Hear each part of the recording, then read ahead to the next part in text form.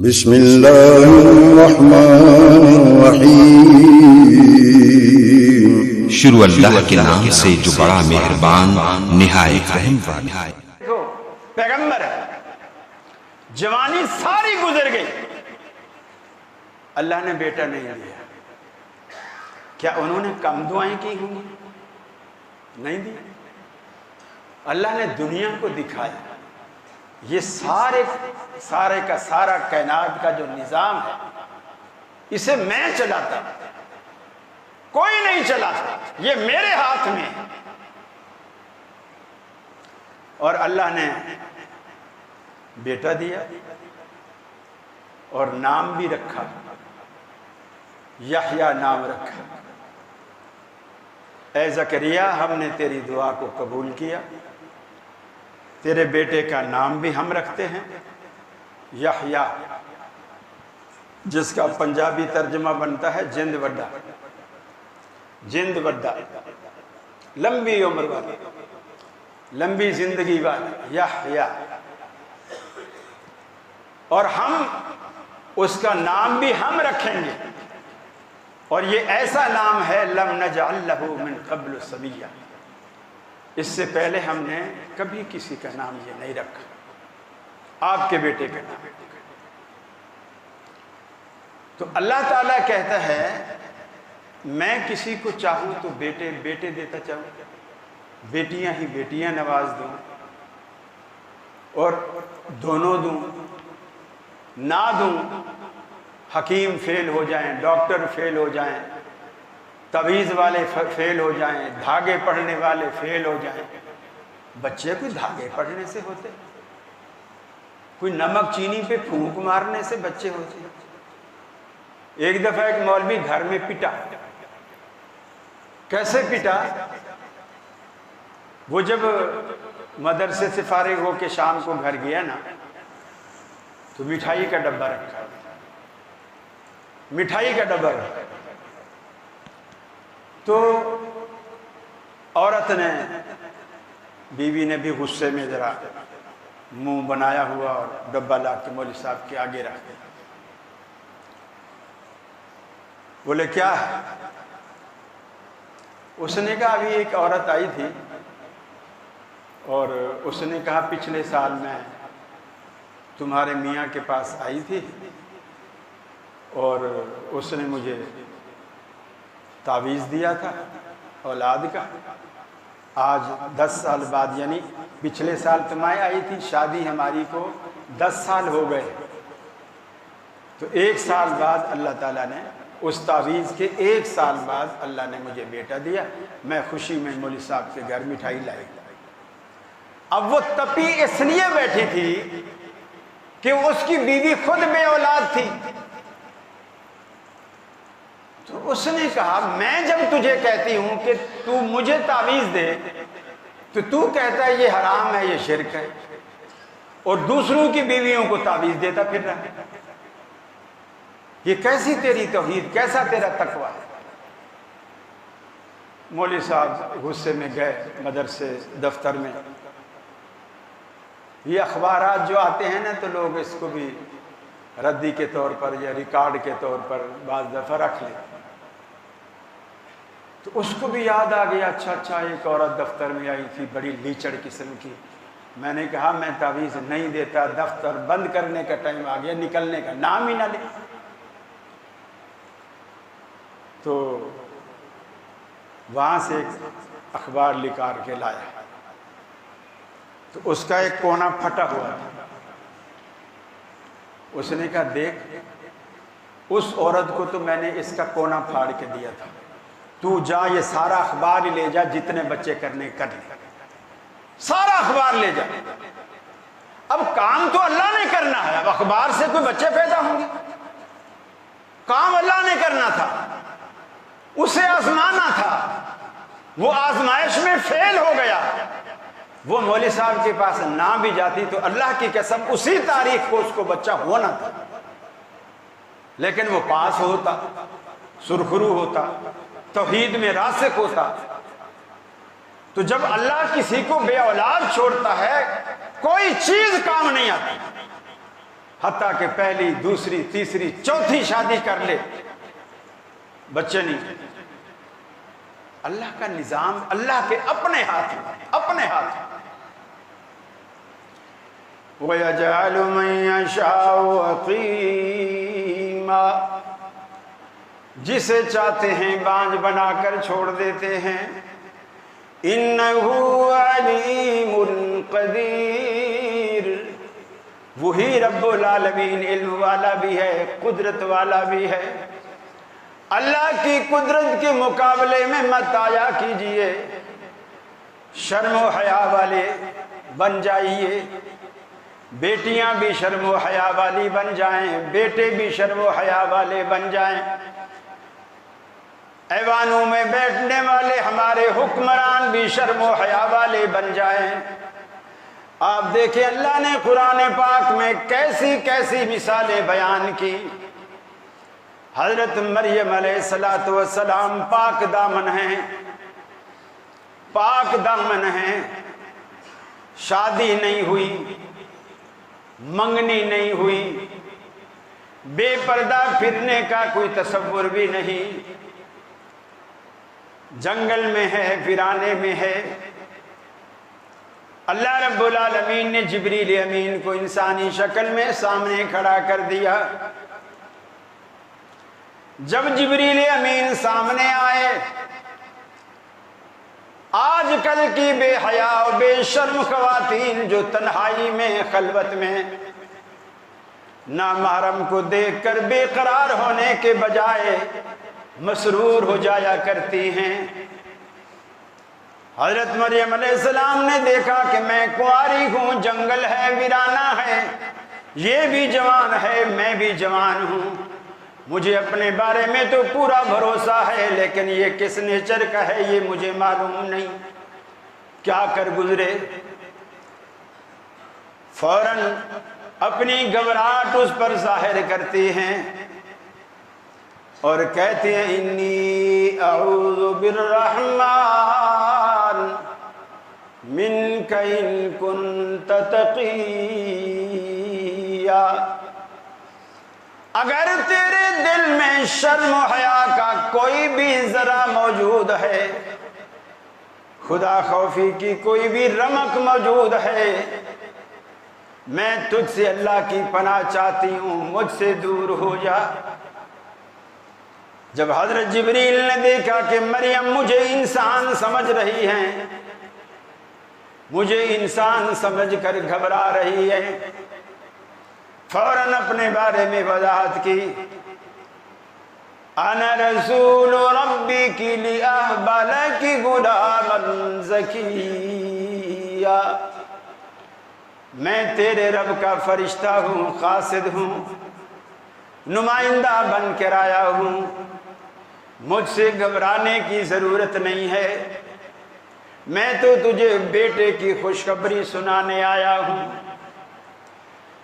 ایک شرم و حیا والی بچی کے لیے یہ بات ڈوب کے مر جانے کے مترادف تھی، جس لڑکی کی شادی نہ ہوئی ہو، اسے بچہ ہو، شریف خاندانوں میں اسے برداشت نہیں کیا جاتا۔ گھر کیا لے کر جاؤں گی، کیا منہ دکھاؤں گی، کس کس کو جواب دوں گی، کس کس کا منہ بند کروں گی۔ قرآن کہتا ہے بالکل ہارے ہوئے جرنیل کی طرح، شکست خوردہ جرنیل کی طرح ایک درخت کا ٹیکا لگا کر بیٹھ جاتی ہیں، ماتھا پکڑ کے رونے لگتی ہیں، کہتی ہیں یا لیتنی مت قبل ھذا، اے کاش کہ میں آج کے دن سے پہلے مر چکی ہوتی، مر چکی ہوتی۔ اس زندگی سے موت بہتر ہے جس میں عزت نہ۔ یہ شریف زادوں کی خواہش اور شریف زادیوں کی خواہش ہوا کرتی ہے، جس زندگی میں عزت نہ ہو، وقار نہ ہو، شرم نہ ہو، حیا نہ ہو، اس زندگی سے موت بہتر ہے۔ یا لیتنی مت قبل ھذا وکنت نسیا منسیا، اور میں ایسی بھولی بسری ہوتی کہ مریم کا نام بھی کوئی نہ جانتا. دیکھو اللہ رب العالمین جب کوئی کام کرتا ہے نا اس کے سارے پہلو دیکھتا ہے, کسی سے مشورہ بھی نہیں کرتا. اس کو پتہ ماضی, حال, مستقبل تینوں زبانیں اس کے سامنے ایسے ہیں جیسے ابھی اس وقت آپ ایک دوسرے کے سامنے. کوئی 10 سال پہلے گزر گیا, کوئی 10 سال بعد آنے والا ہے, کوئی 100 سال بعد آنے والا ہے. اللہ کو سب پتہ ہے. حضرت شعیب علیہ السلام نابینا صحابی کہہ رہا ہوں, پیغمبر ہے. ان کی بیٹیاں 2 ہیں, باپ نابینا ہے. اب اولاد جب دیکھے کہ میرا باپ نابینا ہے تو انہیں باپ کے سامنے کچھ بھی کرنا ہو وہ کر لیں. ان کو پتہ ہے ابا نابینا ہے, دیکھ نہیں سکتے. اکثر پڑھائی کے ٹائم پہ ماں باپ منع کرتے ہیں موبائل نہیں کھولنا, خبردار پہلے ہوم ورک کرو بعد میں ملے گا. تو اب اگر ابا نابینا ہو وہ کہہ بھی دے, وہ کمرے میں داخل ہوگا, ہاں بیٹا کیا کر رہے ہو؟ ابو وہ ہوم ورک کر رہا ہے. اچھا اچھا شاباش بیٹا شاباش. اس کو پتہ ابا دیکھ ہی نہیں رہا. اب وہ اپنا ویڈیو گیم چلا کے آواز بند کر کے وہ دیکھ رہا ہے. اب وہ نابینا باپ بچیوں کی اس نے تربیت کیسے کی, تربیت کیسے کی. کنویں پہ آتی ہیں, بکریوں کو پانی بھی پلاتی ہیں, خود بھی پیتی ہیں, اور ان کا روزانہ کا معمول ہے, روزانہ کا. موسیٰ علیہ السلام فرعون کے بندے کو مار کے وہ بھی بھاگے ہوئے تھے. اس جگہ آ کر کے سستا ہے, چلو پانی وانی ہے یہاں. دیکھا کہ 2 بچیاں کھڑی ہیں, بکریوں کا ریوڑ بھی ہے. تو کہنے لگے بیٹا آپ کیوں کھڑے ہو؟ انہوں نے کہا انکل یہ ڈول جو ہے کنویں سے کھینچتے ہیں پانی کا, ہم لڑکی ذات ہیں, ہم کمزور ہیں, ہم سے نہیں کھینچا جاتا. تو یہ سارے لوگ جب کھینچ کے اپنے جانوروں کو پلا کے پی کے چلے جاتے ہیں تو وہ جو ہودی سی بنائی ہوئی ہوتی ہے جو اس میں پانی بچتا ہے تو آخر میں ہم وہ پی کے پھر وہ جاتے ہیں. انہوں نے جا کر لوگوں سے کہا یار تمہیں شرم نہیں آتی ہے؟ یہ 2 بچیاں بیچاری کھڑی ہیں, تم پہلے ان کو فارغ کر دو. جیسے ہمارے ہاں بھی بعض شریف لوگ کہتے ہیں لیڈیز فرسٹ, کہ پہلے ان کو پلا دو. انہوں نے بھی کہا آیا بڑا لڑکیوں کا ہمدرد, کھینچ لے. وہ ایسا ڈول تھا جسے 35-40 لوگ مل کے کھینچتے تھے. اب انہوں نے تو ان کو پتہ ہی نہیں یہ کون ہے, کہ آ گیا بڑا ہمدرد کھینچ لے پلا دیں. ہم نے کب منع کیا؟ موسیٰ علیہ السلام نے کہا پروت رسیلی ڈول اکیلے کھینچا, پانی ڈالا ہودی میں, بچیوں سے کہا بیٹا آپ بھی پیو اور بکریوں کو بھی پلا. جب وہ گھر گئیں تو آج وقت سے معمول سے پہلے گئے. باپ نے سوال کیا بیٹا آج آپ جلدی آئی ہو, خیریت؟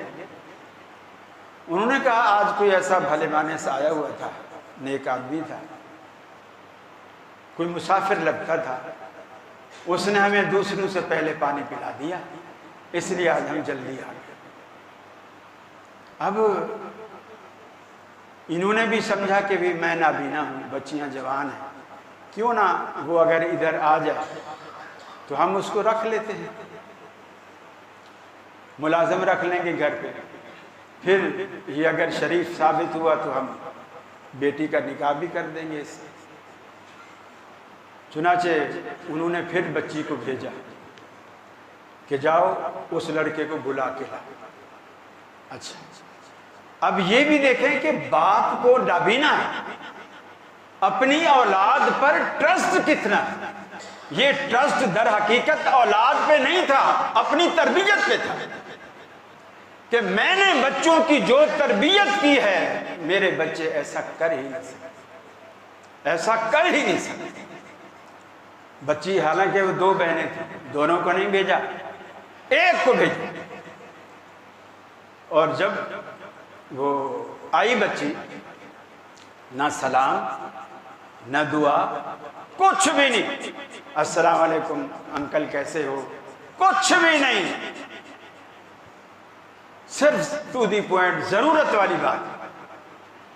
آئی سامنے اور کہا کہ اِنَّ أَبِي يَدْعُوكَ لِأَجْرَ مَا سَقَيْتَ لَنَا، میرا ابا تمہیں بلاتا ہے تاکہ وہ تمہیں اس کی مزدوری جو تو نے ہمیں پانی پلایا، دو میرا ابا بلا رہا ہے تاکہ تمہیں اس چیز کی مزدوری دے، صلہ دے جو تم نے ہمیں پانی پلایا۔